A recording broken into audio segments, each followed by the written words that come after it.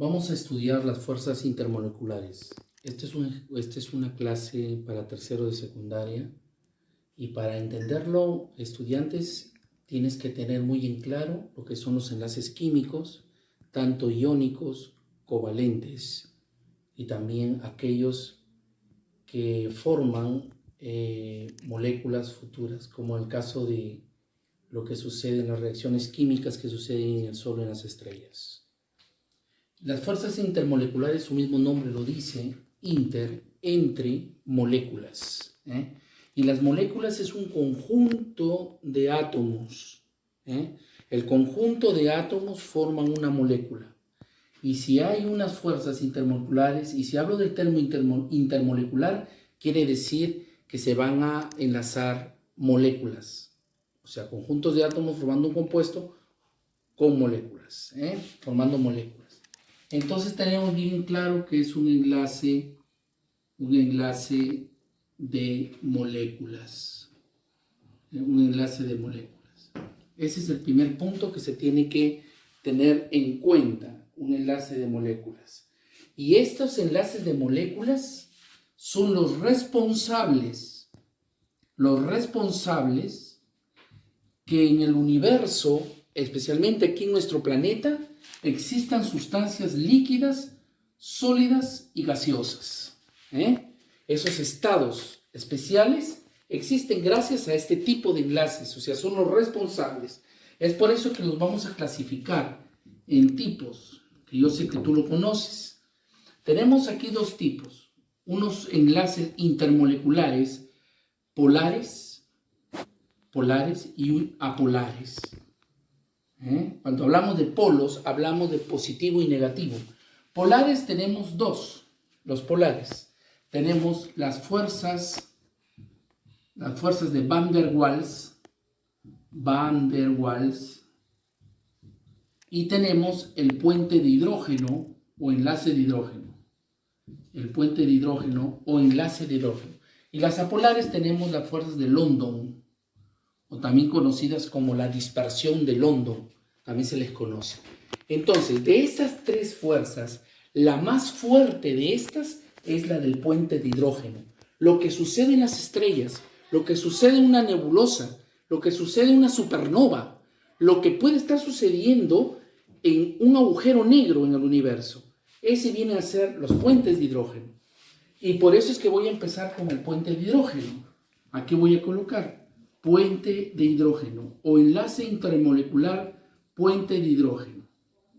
Bien, este enlace intermolecular sucede cuando el hidrógeno se combina con el nitrógeno, el oxígeno y el flúor. Nada más.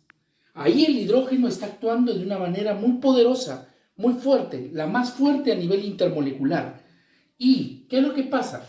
Si nosotros trazamos una coordenada y vamos a medir las temperaturas de ebullición y fusión del hidrógeno en los puentes de hidrógeno, vemos aquí, si aquí está la temperatura 0, aquí está a 100 grados, ¿ya? 100 grados, y aquí digamos está menos 100 grados bajo 0, nos vamos a dar cuenta que, por ejemplo, cuando este hidrógeno, este elemento se combina con uno de estos tres, ojo, ¿qué va a hacer? Su ebullición va a cambiar.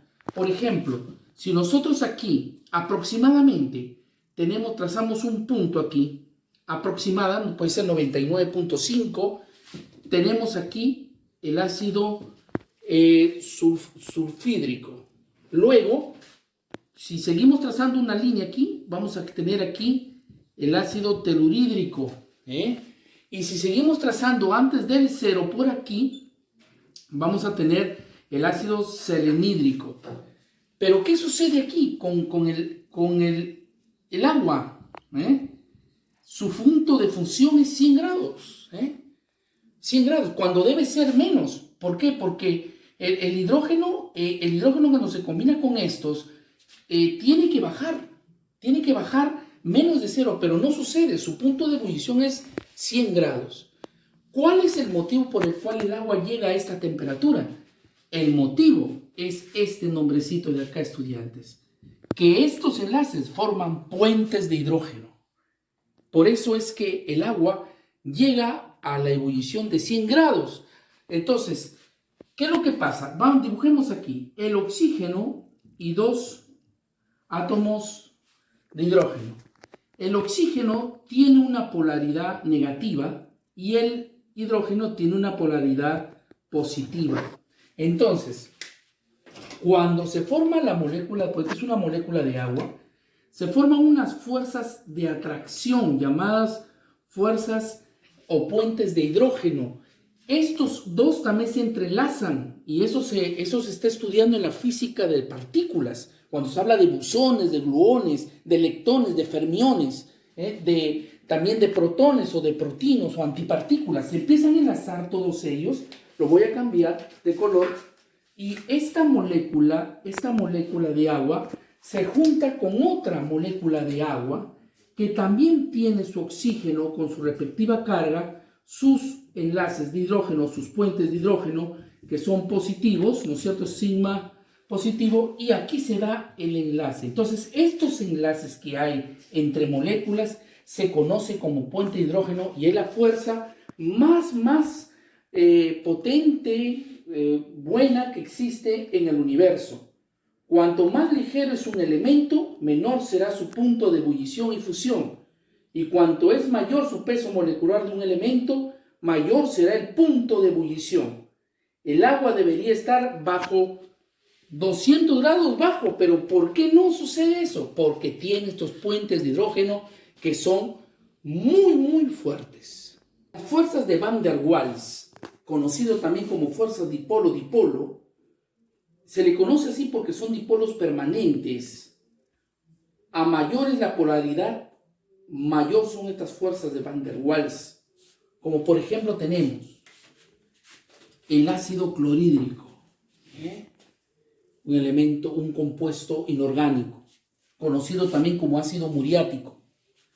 Este ácido clorhídrico se enlaza, ¿ya? Su enlace, lo voy a con otro color, y el hidrógeno está actuando siempre con positivo y aquí está con su negativo, su atracción. Por eso es que también es un enlace polar, está dentro de los polares, de los enlaces intermoleculares polares. Entonces, ¿qué es lo que sucede?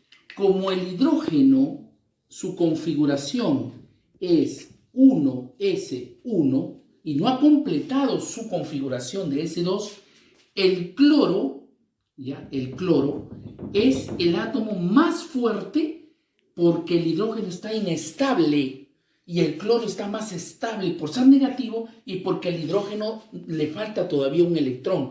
Entonces, ¿qué es lo que sucede? Lo atrae, lo desnuda al hidrógeno, lo deja sin nada y se lo lleva. Por eso se llama fuerzas de Van der Waals dipolo-dipolo. Atrae un polo a otro. Entonces, esto es a nivel de una sola molécula, pero ¿qué pasa cuando se combina con otra? Miren, se combina con otra. O sea, otra molécula de ácido clorhídrico y otra molécula de ácido clorhídrico y así sucesivamente, formando toda esa sustancia llamada ácido clorhídrico. Entonces, ¿qué es lo que pasa? Sucede aquí que este cloro, por haber atraído y desnudado a sus hidrógenos, o al hidrógeno que va junto a él, pues coge a la otra molécula también, coge a la otra molécula que este hidrógeno está también con positivo y este está con negativo. Como es negativo, positivo se atraen. Y esta fuerza que hay de esta molécula con esta se llama fuerzas de Van der Waals. Esta fuerza que atrae. Es decir, lo deja sin nada al otro elemento químico. Sucede en esto, por eso se le conoce como dipolo-dipolo. Y para terminar, estas fuerzas inducido instantáneo, las fuerzas de London, que son las fuerzas más débiles que se han visto en el universo. Voy a borrar aquí. Son las fuerzas más débiles que se han visto. Por ejemplo, ¿no? Se conoce como dipolo instantáneo o dipolo inducido. O también se le conoce como dispersión de London. Y aquí mucho se trabaja con el helio. El helio son moléculas que están totalmente apareadas. Sus electrones no tienen polos, por lo tanto no se pueden atraer. Y si no tienen polos, a diferencia del puente de hidrógeno, a diferencia del dipolo-dipolo, entonces estos van a estar libres. Pero ¿qué sucede? ¿Qué es lo que sucede? Cuando estas están en estados o en movimientos o en lugares donde se va a producir una fusión nuclear, ¿qué es lo que sucede? La simetría de este átomo, y cuando hablamos de simetría significa la posición, el giro que puede dar de su ángulo de estos átomos, ¿qué es lo que sucede? Pueden convertirse de un negativo a un positivo. Entonces, ¿qué pasa? Se empiezan a atraer. Al dar el giro en su simetría de acuerdo al estado, por ejemplo, en el caso de las estrellas, se produce esto. Estudiantes, observen aquí, por favor. Si el helio, como es un gas noble y está dentro de una estrella o el Sol, entonces estos al girar en su simetría se comporta un positivo y un negativo. Pero cuando gira también se puede comportar como un positivo y un negativo. Entonces, ¿qué es lo que sucede? Se empiezan a atraer, pero de una manera muy débil. ¿Por qué muy débil? Porque toda esta combinación de helios, más, por ejemplo, en las estrellas con el hidrógeno, se van a escapar cierta energía, y esa energía se llama radiación beta, muy conocido en el mundo de los neutrinos, el neutrino electrónico, el neutrino tautónico y el neutrino muónico. Entonces, esto sucede dentro de una fuerza inducida instantánea. Y para terminar, ya no nos vamos a marear más sobre estas fuerzas intermoleculares, porque es un mundo muy, muy hermoso, y si no existiera la vida aquí en la Tierra. El Sol, ustedes tienen ahí en su actividad, ¿qué es lo que sucede en el Sol cuando el hidrógeno se combina con el helio? Entonces, sabíamos que el hidrógeno tiene una configuración de 1s1, pero el helio tiene una configuración de S1s2. Entonces, ¿qué es lo que sucede? El helio se encuentra en el Sol, ¿ya? Se encuentra en el Sol no con una configuración 1s2.